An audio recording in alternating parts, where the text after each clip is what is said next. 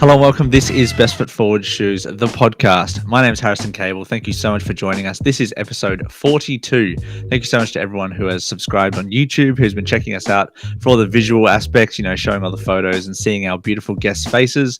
Thank you so much to everyone who's been listening to us on our audio platforms of Spotify, Apple Podcasts. Today, we're doing something a little bit different. Usually I bring someone on to kind of interview them, chat about their life, chat about their passion for sneakers. But today we're just going to have a good old chat about some of the awesome and interesting and wild and wacky things that are happening in sneakers right now. He's a returning guest. His name's James Harvey. He has a sneaker publication, Instagram page, the Urban Syndicate, has such a wealth of sneakers, sneaker knowledge, and he also has a great sneaker collection as well, which he doesn't showcase that often, but I'm trying to get him to take some more photos. But thank you so much for joining me, mate. How are you doing? No, it's been great, man. As you said, it's been a crazy couple of days. I've been very fortunate to have some crazy early pairs in hand, which sadly I don't have any of them on me right now. But I can't really process the amount of momentum that's in the culture right now. Like I've just had the Jordan 4 Cave Stones in hand. I had the JD exclusive Asics in hand. Obviously the Travis Fragments, like the Tokyos. Like it's been crazy, and I'm just not quite ready to accept that like we've had all these incredible releases that have happened one after the other just quite yet. It has been pretty wild, and over here we've had a fair few drops. We've obviously kind of had we're going to be having the undefeated fours drop, but I was very, very lucky to get those on the EQL raffle, the online raffle, and got those in, did some content on it, did some reviews, and man, I'm blown away, stunned at how amazing they are. My QC was fine. I know a lot of people didn't have good QC experience. They had a few scuff marks, glue stains, and whatever, but mine was fine. I've seen some howler QC problems. There's one photo around that's just a bit too crazy for publication. So I've got a pair. I actually got a link quite late, so I was like one of the last people to order the shoes. So mine just haven't been shipped yet, which I think a couple of other people are in this position where like I don't know if I'm getting a cancelled order or not, but I've heard that you getting a release sometime later this month. So sneakers only, but if I don't get that dreaded shipped cancelled, then hopefully I've got them. Well, hopefully they kind of ship around or before the time of the sneakers release, so that people can kind of have a bit more confidence about that, because with another drop coming of such a big shoe, it's kind of a bit scary, and I do feel sorry for people who haven't got them yet. So that's definitely been an awesome high part of the week so far. A couple of other things. One of the shoes that I got, we're not really previewing a bunch of shoes, but I did just pick up the Saucony Pro Grid Omni 9s, the Glow Constrictor pair. Pretty awesome. Going to be doing some content on that. I also picked up the Adidas Adizero SL. Feel like I'm late to the party on that one, but definitely a cool shoe. Going to be wearing that a lot in summer. Obviously, it's still winter over here, so wearing a lot of Jordans, wearing a lot of high tops, that sort of thing. So the runners are coming, and I've got a bunch in store, ready to go for summer. Well, I'll go through a couple of the releases that I've got. So first of all, obviously the Nigel Sylvester. This is a beautiful shoe. I got very lucky with this. I have multiple pairs, but they're going to go to friends, family, and everyone else who I know. I love the little scuff marks. I think the storytelling really. They're actually not a shoe that I really like in hand. I hate the printed swoosh. Like this feels so tacky to me. But I do wonder about that. Yeah, the printed swoosh. It's not a stitched leather.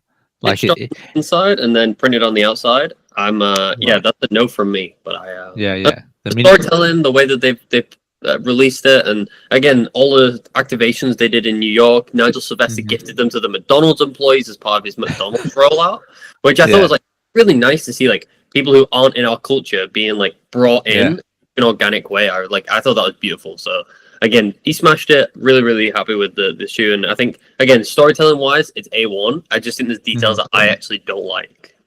Yeah.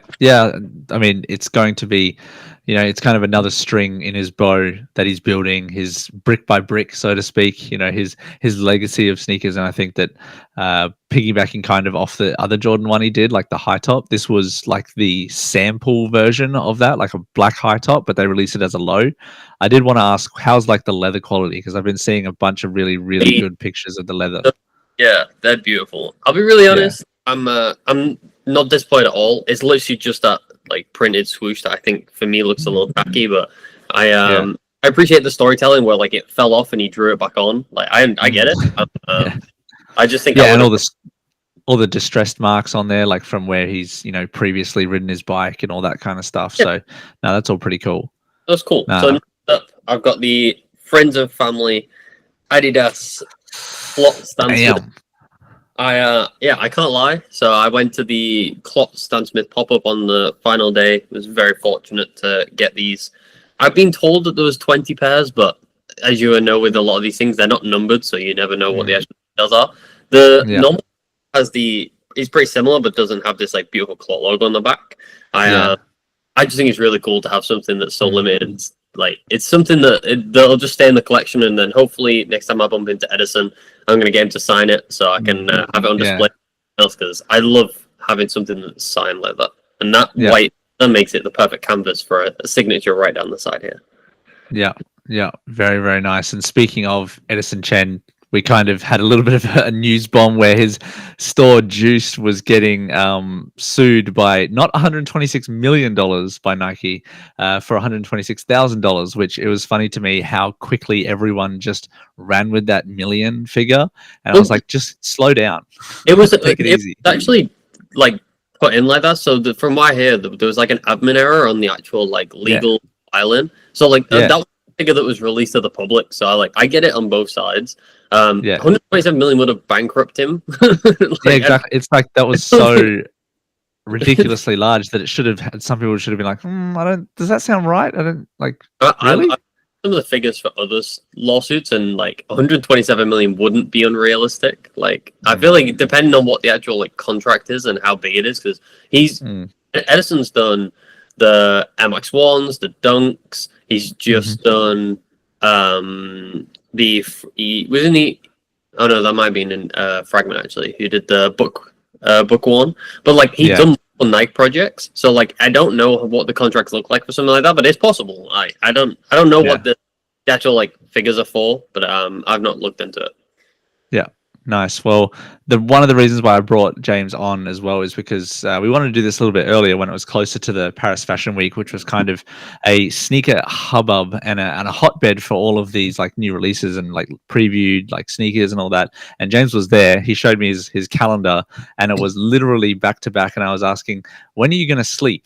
Like where does sleep come in? Are you eating like as well? Like all of these things, because it just seemed like going from pop up to pop up to pop up, meet, interview, chat to people was just like crazy. And give us a little bit of, I suppose, an overall large kind of rundown of your whole experience of that Paris Fashion Week, and then we'll get into some of the finer details. So Paris for me is only two events during the year. So there's January and there's June. And Paris as a fashion event actually has like 5 or 6. So you have like men's, women's, and then haute couture, however they say that. So you have like, depending on what your speciality is, depends on when you go. So I did January. I used to go for like 1 or 2 days, usually just go, nip over, see what was going on, and then come back. In January, I did my first one that was a full week. So I got invited out to a load of stuff with Puma and Adidas. And then this June was like my biggest one, which I was out there for 8 days. So that was, I turned up on the 25th.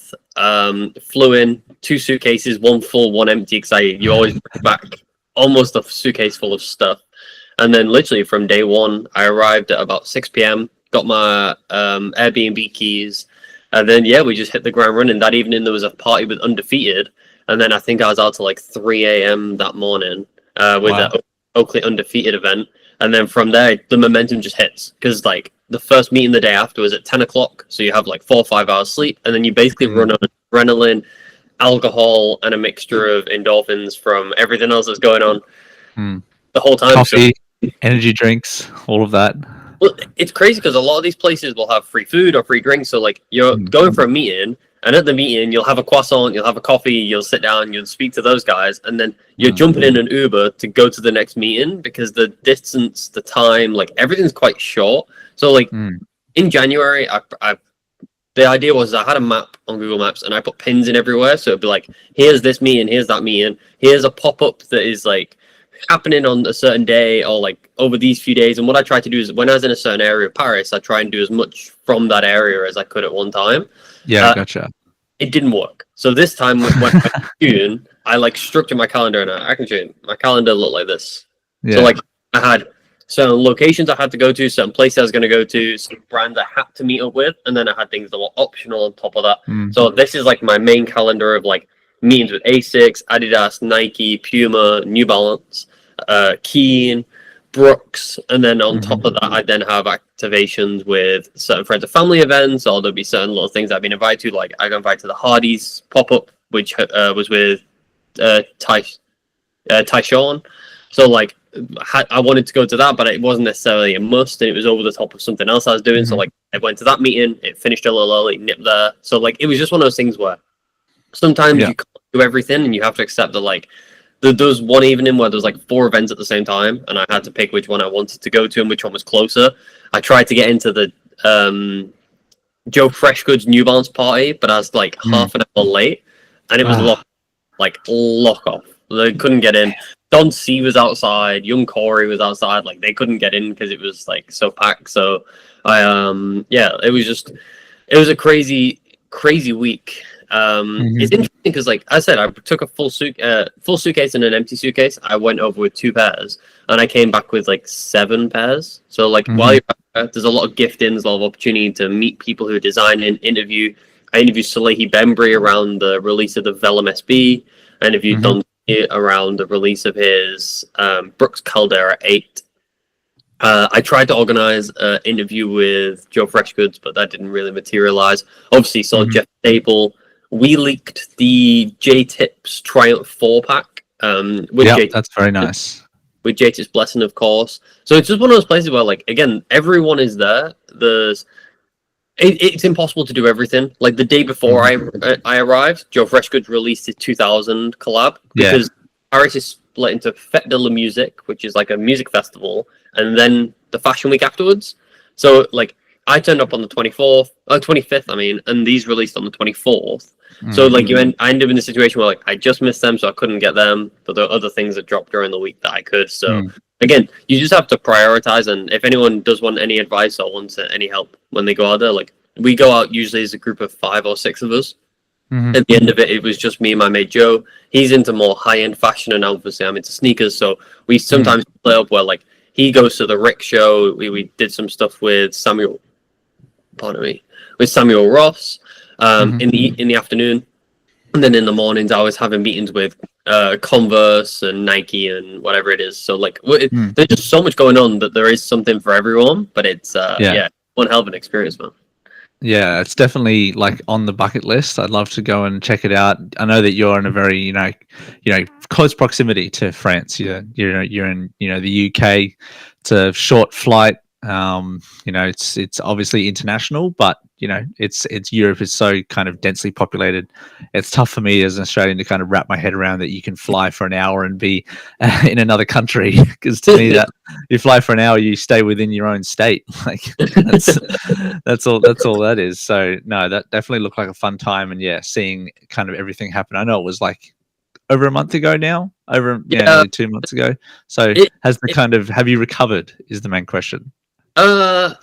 Yeah, but there's still meetings that I'm chasing up from Paris, and like I said, like I just meet so many people. So like I was very fortunate to meet Pharrell for the release of the Adidas Jellyfish, which obviously is something that we've been discussing just before we jumped on. Like being able to sit with him, talk to him about the release of the shoe, talk about the way that it was produced, talk about his vision for the Virginia line. Like he was discussing like how he wants to make $1,000 Adidas shoe, and like the Jellyfish is the first in a line of Virginia shoes that are going to come out with Adidas. So like he's genuinely like he's got this like long-term profound vision for what he wants to do in like this like oversized Adidas range. It's just really cool to speak to someone like that, because again, you're never going to be able to jump on a call with him or like jumping through the hoops of having to get a comment for an article or whatever it is that we were writing. It's cool. It is almost impossible, but being able to like meet him on the street, he jumps out his van, he's there, he's signing things, chats for a little bit, and then dips. Like it's really cool to be able to have those kind of experiences, and that you can only really do that in Paris. Yeah, nice. And you kind of chatted about the Virginia line, but you spoke about that like 2 months ago, and it's kind of only just come to light that that's kind of where the vision of it all is. And we're having a release, I think, in 3 days on the 23rd of August over here in Australia, which is coming on the Adidas app. There's launches on like different other, websites as well. So if you have the dosh, you have the mullah to get that shoe, go for it.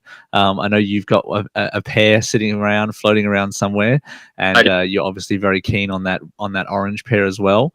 The 1 of 50 Paris exclusive. So I'm pretty happy with that. But there was also, I saw when you were scrolling through the MX 1000. So I copped the blue pair for my business partner. So yeah, I sadly got a UK 8, so I didn't keep these ones. But again, very interesting to see these released. This was the first ever retail pop-up that they did. So released at 8 o'clock, total sellout, beautiful shoe. I was pleasantly surprised with the materials that they're made of, and I did try a pair on, which was really cool. But I'm very unfortunate not to have picked up the black pair yesterday. I did try on the Zellerfeld website to see if I could get a pair, because having seen them in hand and having got one for my business partner, I do want to get them, but these just seem to be too elusive. The quantities are so low, and I think as well they're probably the most hyped sneaker of 2025, just from the scarcity and the fact that like each time they release it's a different color, different version. Like they're all they've had regional exclusives like Complex Con, Paris. Now they've had this like 300 release. I heard 99 pairs dropped on US sneakers yesterday. Mm-hmm. Yeah. Like if you cop that, congratulations. That's crazy. Yeah, hardly any. These I saw one win, so like I don't know where the rest went. But wow. Yeah, these were a pair that I was just very, very interested in. I think, like, again, having just talked to Cornelius, the owner of Zellerfeld, and seeing what some of the other people are doing in the space, maybe in a sample stage. Yeah, there's some really cool technology updates that are going to be rolling out in the next few months, which is sick. And again, I'm very lucky to have met Cornelius in Paris to discuss some of that stuff. Yeah, I didn't see an Australian release of those Zellerfeld MX 1000s, but I think it's a really cool technology, like the 3D printing and then adding the air bubble in there. Like, I really want to know more about how they added the air bubble. Did you find out any info how they did that? No, so I'll be really honest. I thought of the question after I'd seen the shoe in hand, and I don't know why, but like it just never occurred to me that it wasn't until I had it So basically, I turned up. I had a meeting at 10:30, so I didn't actually get the shoe in hand until like after the release, because my pair was put to the side because I had it reserved. So I didn't get the shoe left by the time I got there to like go collect it. So when I got in, I was like, "Yo, this is crazy!" But like, it's like a firm like section around the air bubble, and then I was like, "How do you get this in there? Do they like slide it in?" And in my mind, I had a ton of questions because I'd like seen the shoe in hand, like the material and stuff. But it's something that I wish I'd said, because like in hindsight, it is almost magic how it all works like that. But I don't know. Very interesting. Do you think that? Sorry, you go ahead, James. Sorry. I think it's actually a net negative to have the air bubble. So I've tried on a couple of the Zellerfeld 3D printed shoes, and I think that like the actual material is far superior to having that like bubble. It's a bit of a gimmick, but I'm like, again, I understand why they did it, because that silhouette seems to be doing crazy numbers for them right now. And it kind of reminds me a little bit of the Adidas Climacool, which is a shoe that I've been really thinking about picking up. It's just the price right now is like really, and it's not quite summertime. So I'm thinking by the time it comes to a time of year where I actually would be wearing it, it probably might have dropped down in price, maybe on a sale. So I'm excited to try those sort of new technologies. Have you tried the Climacool yet? So I've not tried them yet. I've seen some things on Reddit, because I was doing some research into the technology to see like how it all worked, because I didn't know if it was a 3D print. I didn't know if it was like a mold or something, but it is a 3D print. On there, people are saying that like they don't last very long because they can become quite frigid. Is frigid the right word? No. Fragile? Fragile. My bad. Please cut that out. But so they become quite fragile. That's not actually the word I'm looking for, but like basically like when they get hot or cold, brittle's probably a better word.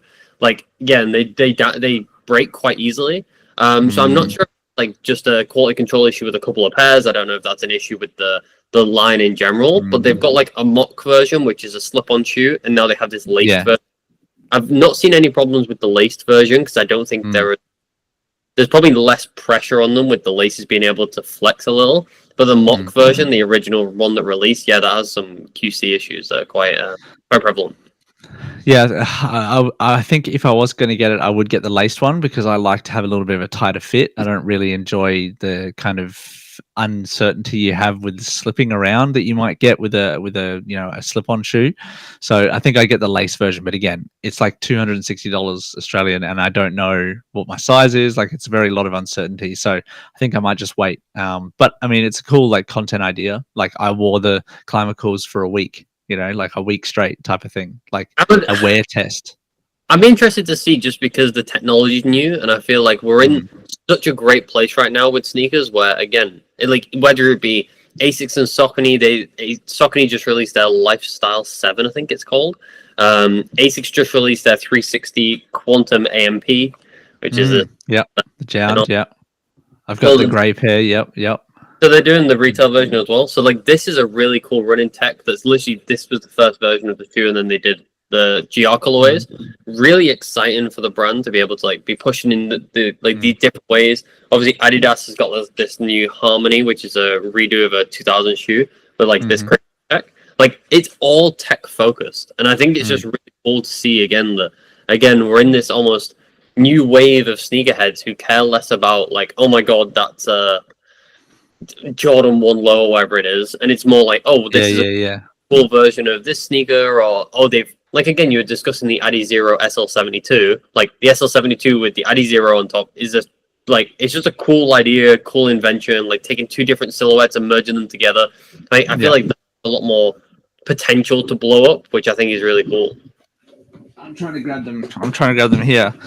Everyone can't see the mound of sneakers on the other side of the camera, but they're super nice, super comfy.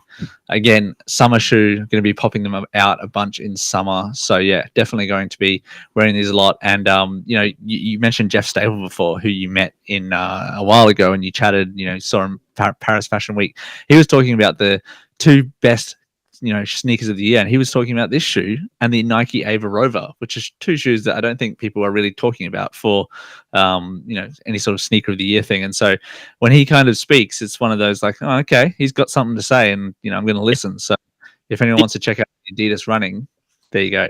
The AVA Rover was really interesting for me because, like, I was shown it in Paris, and then my first thought was like, this is a React Element, so like a React Element 55, React Element 87. When they were doing seeding, you could actually take like one of like 4 or 5 different pairs. So they have like shattered backboards, AVA Rover.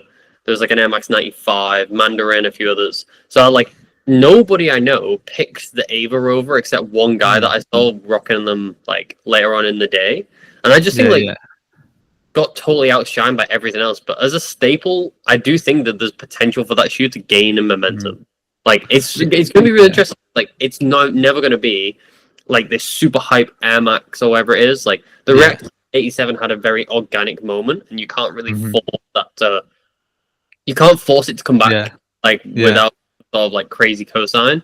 But I do think, like, as a staple, I could genuinely see that shoe like being here for the next 2-3 years and being a consistently growing like silhouette with development. You got a lot of potential for colorways, and I do like the pixelized aspects on the side of it. Like, it has a really cool kind of vibe and aesthetic to it. I think I said in my review that I posted that, or I will post whenever you're listening to this. I probably already have posted it, but I'm gonna chat about like the design of it. Looks really cool. It's just not as soft as I kind of wish it was. I know for the price point, which is a little bit on the lower end, you're not going to be getting a Zoom X foam. You're getting a kind of more dense foam that's not quite as high quality. So, but it's still pretty good. Yeah, it's they are very nice, and I've tried them on.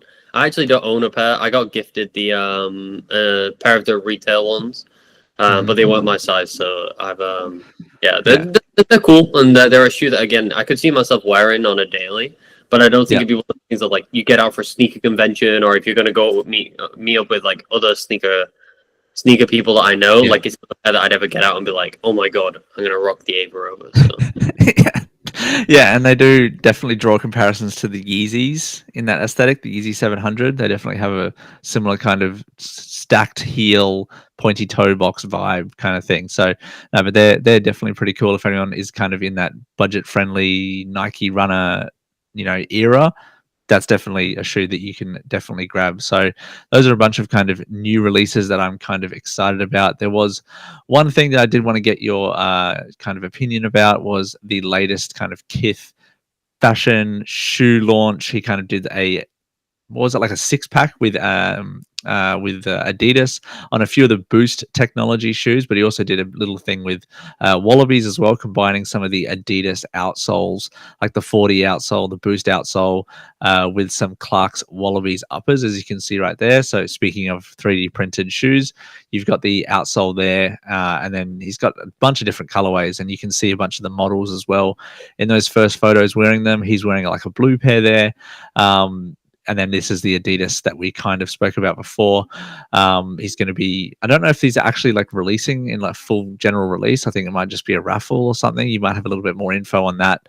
But I think that it's a kind of nice way to promote his fashion show. I wanted to ask your opinion kind of on the fashion show and kind of how you kind of saw it coming, even though it kind of felt like it was out of left field. I know he's been chatting about wanting to do a fashion show for a while, but what was your kind of overall thoughts on it? So the 6 Adidas pairs that you showed just then are from the invite. So each person who got an invite, or like some of the people who got an invite, were given this suitcase, which inside had, I think it was 40 years of Adidas running, and it had like all these different silhouettes from across the years. It might even be longer than that. Yeah, these are them. So it has everything from the old SL72 up to the, I think one's an Adi Control, and there's also the SL EVO that you were discussing before. So it basically covered like the lineage of Adidas run by Kith. I don't know if it's releasing. I think the packaging was cool. Like I would have killed to have the suitcase just because. Suitcase, yeah, that kind of stuff is the stuff that I love when it comes to like sneakers and storytelling. But whether they're releasing or not, I don't have any idea. The actual like event, I was really critical of it, and I'll be really honest, I feel like I'm in the minority here. Like for me, the actual like runway felt very un-Kith. Like it felt very performative, it was very loud. Like the fits are incredible, and I will give it to Ronnie every single time. Like I love what Kith does. Like they sit in this perfect price point, which is like it feels luxury, it looks luxury, it doesn't cost Louis Vuitton, but like Louis Vuitton would never have had a rapper performing in front of all the outfits because the outfits are doing the talking. Like I'm gonna wait for the lookbook before I like pass judgment on a lot of the stuff that he showed. And again, like I've not had a good look at the Wallabies. Big fan of the Ultra Boost Wallaby, even if it does look a little bit like a Hey Dude. I don't know, like but I understand. I have a couple of Wallabies. I love Ultra Boost. Ultra Boost is by far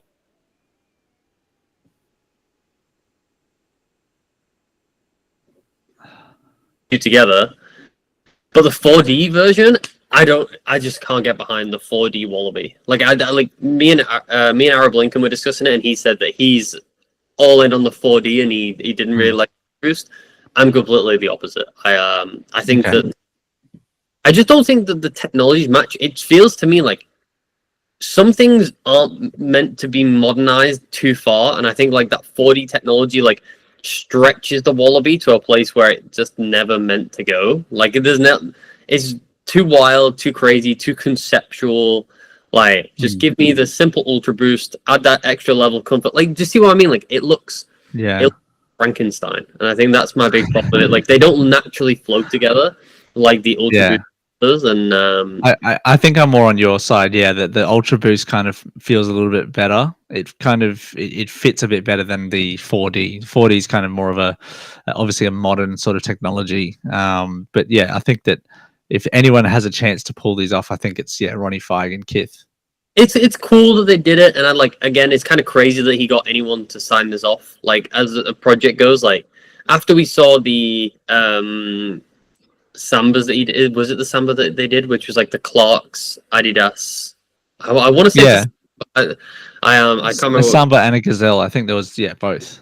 Yeah, so which had the cup sole, they were Mhm. beautiful, and I'll give it to Ronnie again, like 10/10, absolutely beautiful. I wish I picked a pair up. I was thinking that they wouldn't resell because obviously they were on a pre-order, and then when they finally arrived, they were like £500 at the time because Yeah, I never actually picked them up. yeah, But yeah, like I think they were beautiful. On the other side, some things were not meant to happen, and this is something that, again, from beginning to end, I just really don't understand. And maybe it's just there's too much going on. Maybe I'm being yeah. a bit too critical because, like, again, I stayed up till midnight to watch the live stream, and the live stream was just like really quick cuts, and like you didn't really get to see the fits. And then again, Yeah. like I noticed a couple of the people who were walking, but I just like I just didn't feel like I left being like that felt like Kith, if that makes sense. Like it didn't match my perception of what I think the brand is. One thing that struck out to me was that he had a lot of, not all, but a lot of like celebrities or, people who are associated with the brand on the runway. I think that having that takes away from the outfits. I think, having Jim Jones, having Jordan Clarkson, having Junior, on the runway is like they're the stars, not the Yeah, outfits that they're wearing. I said it was cool, and I'm not gonna take it out. The outfits look great, and like I saw he's doing a collaboration with AVA and a few other things that I really stood out to me. So I can't take away from the actual like clothing line, and I've loved Kith for as long as I remember. Hmm. I just think this didn't hit. Like I just could never imagine, say, a Louis Vuitton, a Gucci, a Fendi, or whatever it is, which is where I perceive Kith to be aiming towards. Like I see it as more of a luxurious, even if it's more affordable brand. Like you go to Kith Treats for an experience. Do you know what I mean? Like you visit the store for an experience. For me, this was performative and not an experience. Yeah, I feel you. So I think that, if they probably had their time back, they might do it at a different time of the year because it was also very hot, and having to wear big leather jackets probably wasn't very comfortable for some of those models on the runway, and it was also very raining, thunderstorms, almost cancelled the whole thing. So, they might do it at a time where it's a bit more palatable for some of the models to be wearing nicer clothes. Having spoke to other people, everyone else seemed to love it, and I can't take that away from Kith. Like, I might just be, as I said, I might just be a little too critical, and again. I'm looking forward to seeing a lookbook or some sort of like stills so that I can go through and like a piece that I enjoy. Again, I want to see these clocks in hand. I actually had the Mega Ride in hand, the Kith. I think it's the F50 version, but I'm not 100% sure. In the turquoise blue, and they're beautiful. Like honestly, with the it's like serif Kith writing, like beautiful shoe. Like I can't knock Kith and Adidas's work. So again, sometimes if you see these things in isolation, you can really appreciate the detail and the care that goes into the designs. But like when everyone was walking and it was like cut, music was like blaring, and like the first thing I put in the sneaker group chat is the music's ass. Like I just, like the whole thing just really didn't fit for me. And again, I might just be a little off the mark, but I'm still super excited to see what comes out of it in the future. James being critical? I don't think so. I've never seen that before. Never. Well, we'll see if you're going to be a little bit critical about the next topic, which we're going to discuss, which was the Awake New York. I saw on your Urban Syndicate, on the website, you chatted to Angelo Barque, the founder of Awake, and his release kind of schedule and the inspiration around this shoe and the pop-up that they had at the park with the huge, massive blow-up Awake for Jordan 5 big jumping house, was it? It was like a jumping castle. Yeah, like a bounce castle. Yeah, it was huge, man. And like this has kind of swept up the sneaker kind of news in the last couple of weeks. We had a kind of semi-controversy with someone scamming people about buying early pairs. He's on a semi-controversy? That feels like a full-blown okay. scandal. Yeah, all right. I think I'll leave it in your hands to kind of run us through how that popped out, because in my understanding it was kind of just someone being a little bit gullible and someone who wanted to take advantage of people. So how did you see it? So I'll start with what the Awake stuff was, because like for me it's all about the shoes. The scamming's like a Yeah. little side bit. So starting off with the shoe, obviously this is the Awake Jordan 5. This is so crazy to us because like Tokyo 5s, Metallic 5s, Awake 5s, what a run the 5 has had. Like I want to put it out there. I saw recently Sneaker Dan went back to it. He predicted this was going to be the year of the 5s, and I will say like it is a toss up between the 4 and the 5, but like crazy run. So this is probably, I was going to say my most excited release of the month, but it's so hard to pick between everything else that's going on. With the A on the side, obviously they took the Jordan 5 and Awake put that beautiful A logo, the capital A with the there's a word for like that little like, extra bit, but I was talking to Angelo about it. Took them 5 versions to get it right. So originally when they first started, they knew that they wanted to put the A logo on the side. It was carrying on from the airship that they did. So if you remember on the airship, it has the Jordan Wings logo on the collar, and it has the A logo the center column. So they decided they wanted to introduce that into the netting. So straight away from the start, there's no versions without the A. Because this was something that I was really questioning, like, when did this A idea come into the question? But it was done from the start. Obviously, when they pitched the shoe, they got a no straight away. And then they had to argue the case. They had to discuss it with all the Jordan team. They then had to sample various versions. A couple of versions were a bit too soft. So, like, the shape wouldn't maintain when you were wearing it. So, like, they had to test different versions and kind of, like, develop this netting system. So that's why there's 2 versions of the netting. There's, like, a standard, like, the normal version is in the paneling of the shoe, and then the actual, like, A is, like, recessed, because that was the best way that they could find to make sure that it maintained sizing, because again, you have from a 4 to a 15 or a 16. Like, as you can imagine, the difference in sizing also affects the way that the shoe reacts to that kind of So then once they developed the shoe, then it had to be signed off by all the Jordan brand executives and by Michael Jordan himself. And then finally, he signed it off, and it like reached out and became a real shoe. Yeah, and he said in his interview with Matt Welty on Complex that one of the biggest challenges that he foresaw was trying to keep the A logo consistent from sizes. So from like the lowest size all the way up to the biggest size, the A logo kind of has to be proportionate. And I know with, kids sneakers, grade school, toddler sizes, obviously you have to lose parts of the shoe to make it the right size. And he didn't want to lose any of the parts of the shoe to be able to size it down and size it back up. So that was kind of an interesting take. He said that it was one of those things where like it was just trial and error, and they just had to develop systems that worked for the actual shoe. Then obviously they came up with the 2 colorways. So I know we discussed it before. Like, most people don't realize that the Jordan 5 is based on an airplane. So I'm pretty sure it's the P-51 Mustang. People can fact check me on that. But that's where like the teeth come from the side and a couple of other details on the shoe.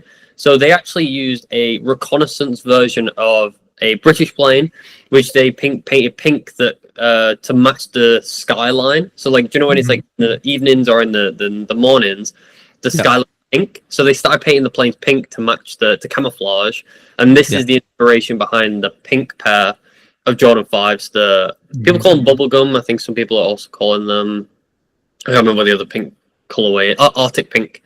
And then they obviously had the black and blue colorway, which is to do with night and being involved with like New York's nighttime skyline and that kind of side. So like, I just think that they're 2 very different stories and 2 very different interpretations of the shoe, but both of them fit so well together. I think, like, again, you have that pink colorway, which that's the colorway I wanted, limited to 7,000 pairs, rumored. And then the black color limited to 13,000 pairs, which is releasing on sneakers. And I think that it was just beautifully well done, and I'm very good. I did ask Angelo during our interview whether I could possibly get the pink pair, and he said at the time that, again, because of the research and development costs, that they couldn't seed out they'd already seeded out a ton of pairs, like but at that point they seeded out too many pairs, so they had to make a certain amount of money back to cover the development cost of the A logo. So I couldn't get a pair. I ended the raffle, was unsuccessful. I did ask for an invoice, because I was like, even if I can just get an invoice to buy a pair, like I'll take it. But sadly that didn't happen. But that pink pair for me it's incredible, and I think I'm gonna go back and pay resale when the market cools down a little bit. After this month, because again, Jellyfish, Tokyo 5, Nigel Sylvester's. There's just been a Mm. bit too much going on this month, but Yeah. Yeah, we thought that like July was busy, and then August was like, whoa, you're gonna have drop like 4 more incredible sneakers just from Jordan brand. Like, there's been also some other sneakers that I'll get to in a little bit, but I think some of the key standouts for this release were that when people got them in hand, they were like freaking out because they were like, I got the number one, and then everyone started posting, I've got the number one. It's like, wait, how do multiple people have the number one? And then we realized that, oh, they're all number one. yeah. So So to me, that's a little bit of a cop out, but you go I, ahead. I posted that it was triple OL because that's how it felt. It was it's I think it's one of those things where I like the fact that everyone feels special because they get triple O one or whatever it is. Yeah. The other side, there's a conspiracy going around that there's more than 7,000 pairs because the original seeded pairs aren't numbered. So these were meant to go to friends and family and whatever it is within Jordan brand. So they're not considered inside the retail pairs. Then they started seeding out the retail pairs. So they gave away a few of them. So then the 001 pairs went out. And like I think this level of confusion, plus the fact that EQL did the drop. So I think a lot more normal people won. Like I saw a ton of wins for the pink pair, like all things considered. And I think because of that, people now have this perception where they think that there's more than 7,000 pairs. Yeah. 7,000's a lot. And I think that again, in especially now where I know that a lot of people aren't entering for everything because like they're being quite selective of the fact that there's so much stuff coming. It's possible that there is. I can't speak on it, and I don't think they'd lie about it. I've spoken to other brands, and they sometimes say that they do produce extras. So there might be 7,500, 500 for seeding and gifting and everything else, and 7,000 for retail. That is very possible. And like I know brands that have said there's 1,000 of this shoe, and there actually is like 1,500 pairs. But as you imagine, like things get stolen, things get gifted, things. Yeah, so it's possible, but I do think that again, there's just a little bit of conspiracies around the fact that EQL did the drop, and I think that they have the most fair raffling system. So it gives a perception that more people have won than necessarily like other raffles. It's it's definitely interesting, and there was definitely some people who didn't win. Those people who got scammed, like we talked about before, they definitely got their their money taken from them, and they're probably not going to get it back unless they take legal action. But basically, from my understanding, there were some people who gave money to someone who said that they could get them early access to the shoes, and then that person went onto a sneaker space with on Twitter with Carrie Sneaker Fetish, and basically just said, "Yeah, I took your money. What are you gonna do about it?" Is this not those ugly side of sneakers? So my thing is with so she's got a reputation for doing it in other communities I've heard, and I don't know the woman, never heard of her, never met her. I was in the live. I stayed up just to listen in. I'll be really honest. First of all, the people who co-signed her who've never met her in person is ridiculous, and I think that like there's.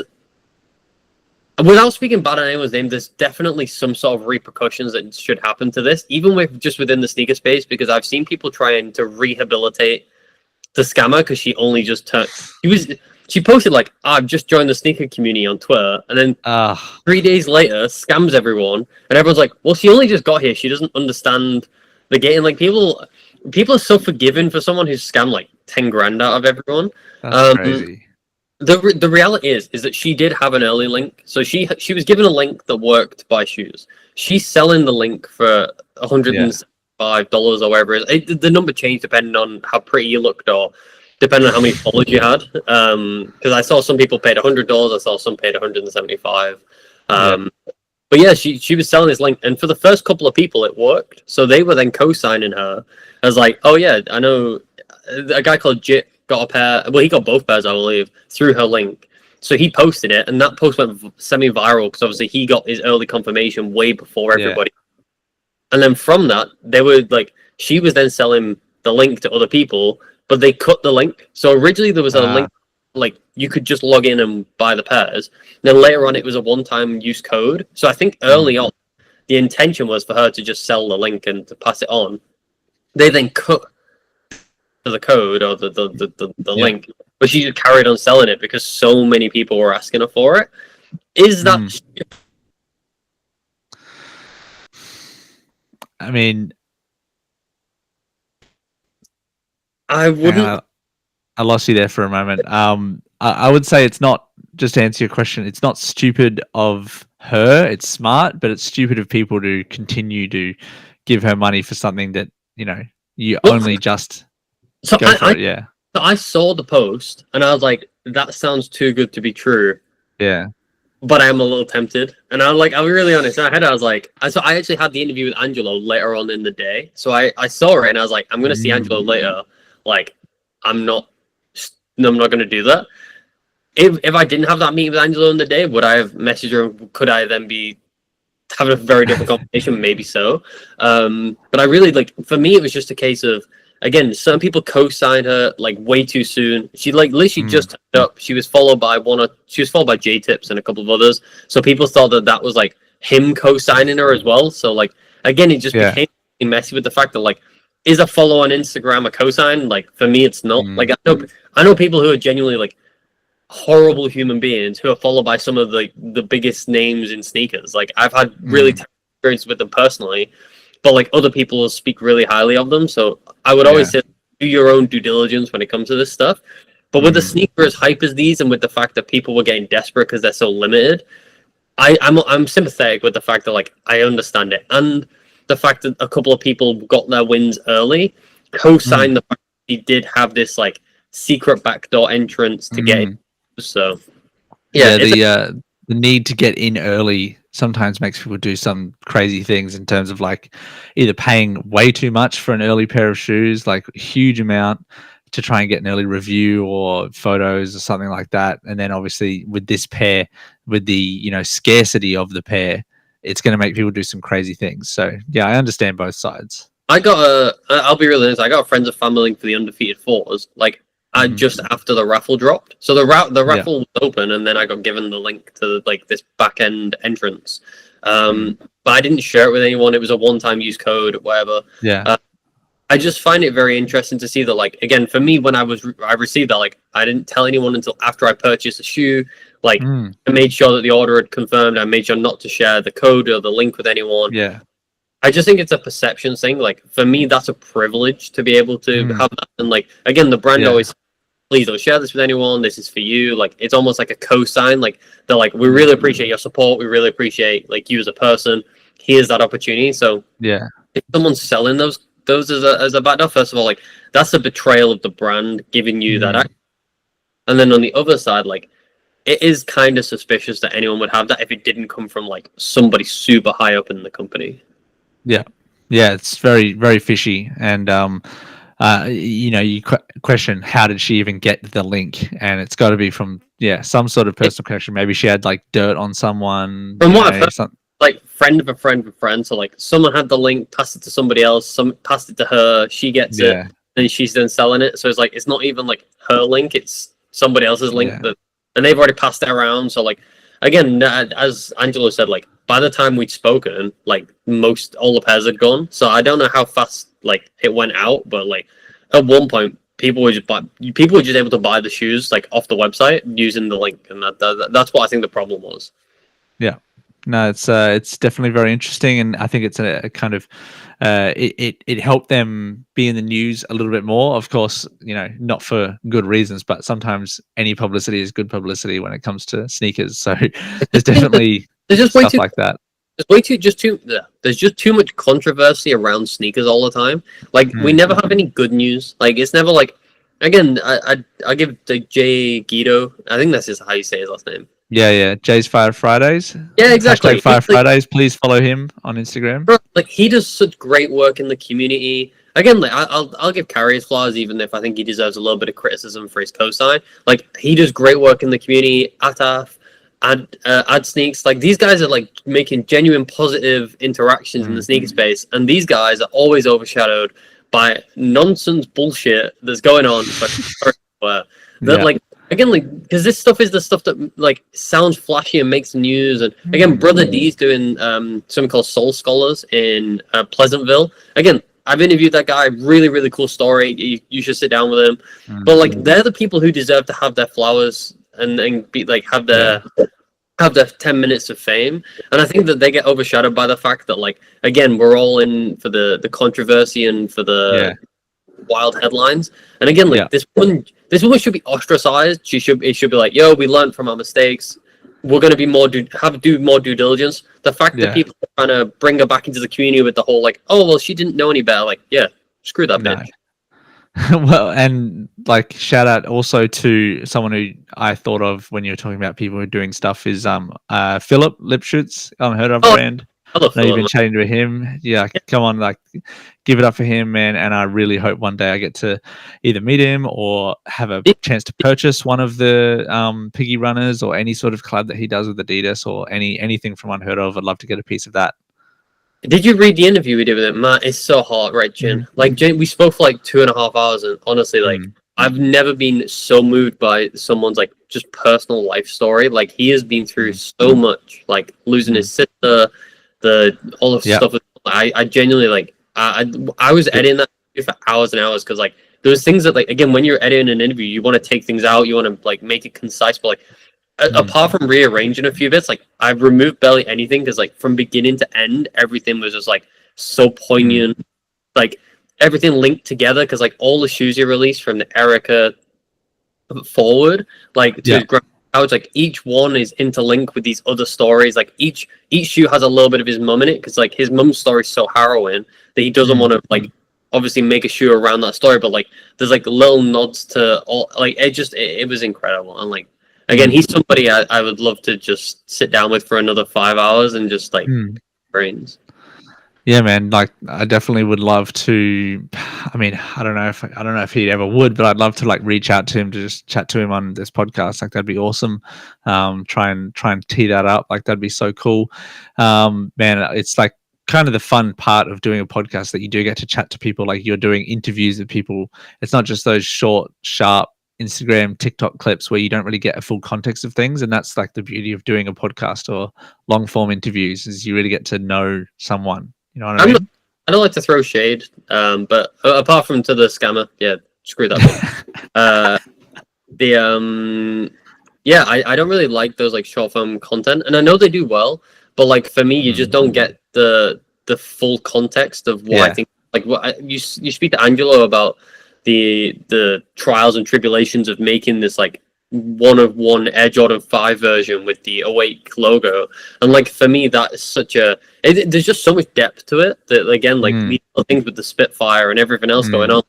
I just think it's really cool to be able to have like that kind of relationship with someone where they can then tell you the story and the process and how it all comes together, and like again that's why I write them, because I like again if other information comes up I can then edit the piece, or like if some changes, say we find out there's more than 7,000 pairs, maybe, who knows, then I could like, add a little link at the bottom saying like update confirmed or rumored or whatever it is, and like then I get like I almost have like creative control over it at all times because I can adapt it, where these 10-second videos where you're asking someone like, yo, what's your favorite cereal, like, or what would you say to creative? It's like for me that's just a bit of it's just a bit of a non-starter. I've heard a lot of the answers like it's very copy and paste. I think I would use that short content as like a clip to take people to the longer form, like for example a clip of a podcast. That's but like the sort of quick fire clips, even like some of the bits that I did where I was interviewing someone at like a sneaker event, I tried to give a bit more, like a minute and a half kind of in there. That's the way you should do it. You need to do the like hit. You need to be like, give me a controversial take, and they say like, oh, Michael Jordan was terrible, and then you clip that out of context, and then you have a video of him like smashing the glass of the Italy game, and then you have a pair of Jordans break in, and the next minute everyone's like, oh my god, whoa. Yeah. I'll have a bunch of 13-year-olds in my audience, and I'm like, the thumbnail like this, like, I don't know if I don't know if that's my thing. So, if someone wants that, I'm sure there are a ton of sneaker YouTubers or Instagrammers who you could follow, but I'm definitely not the person for the shocked face thumbnail with the crazy early pair, with sneaker hot takes. You're just not min-maxing your YouTube channel effectively, like. It's almost like this is just like a passion, and I'm not really trying to gain it or anything. I'm just like doing it because I love sneakers and chatting to people. So all of that sort of thing. That's definitely the wrong reason to be doing YouTube. To min max your shock face set into every thumbnail. Yeah, will do. I will take that into consideration. Thank you so much for the YouTube advice, James. Again, thank you so much for jumping onto the podcast for a bit of a chat. I know it's a early morning over there for you, so I appreciate you giving me some of your time. Appreciate everybody for jumping on, watching us, listening to us. We had a ton of visuals on this one, so if you're just listening, make sure you check out the YouTube as well for some of the images as well, and seeing James's beautiful face. So we will chat to you again soon. I'm sure we'll have you on perhaps towards the end of the year when we're kind of wrapping up our sneakers, favorite sneakers of the year. I'm sure you're going to have a lot of controversial opinions as always. There's going to be, maybe not controversial is the right word, correct opinions. Yeah, correct. No, we can say controversial. I'm actually known for not having controversial opinions. I always get told that I'm too safe, but I appreciate the stamp of approval, because again, if I'm not saying stuff that's too critical, then I'm not doing my job. You're not min-maxing your articles. What are you doing? I need to min-max that rage bait content. So yeah. Get some more lizard memes and trombone memes. Can you, in between your articles, can you just post those meme videos so I can stay engaged? Maybe do a side by side of those. You follow Throwing Fits on it, like I think on Substack. Yeah, I've seen some articles. Yeah. Send you some of their memes, because I'm not gonna. I genuinely would follow an account that just posted that kind of stuff, because it's brilliant. Yeah, nice. Well, thank you so much again to everybody for watching. Please like the video, please subscribe, rate the video, rate the audio podcast, whatever you're listening on. It really does help people. It really does help people see the content. I know the algorithm can be a bit of a heartless machine sometimes, but I do appreciate when people do share and show support on the channel. So thank you so much to everybody for watching. Thank you so much, James. Have a good day.